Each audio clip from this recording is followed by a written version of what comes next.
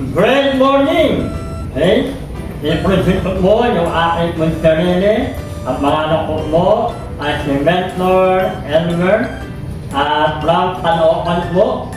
Aking mong background ay isang mo akong minister na nakamokit mo ko sa mga debt na ako naglilipon sa Panginoon para makatulong po sa kanilang mga pangailangan spiritual. Ngayon po, nakalala ko po yung aming company sa Nagsusentinal sa aking paligiran. Dahil ako po, talaga ayaw ko niya po.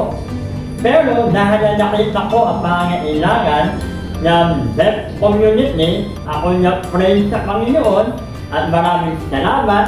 Nakilala ko po yung aming mahal na chairman at nakapunta po ko dito sa Bacoor Head Office. At nanuwalago po ko.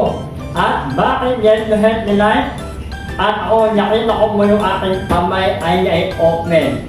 Bukal palit ko mo itong ginagawa para makatulong mo sa lahat ng mga death. Kaya bakit yan to help me life ang pipili ko at ano ang mangyayari? Ang mangyayari mo, marami namang mo kong matutulungan at marami mong mga death na mababago ang buhay. Salamat.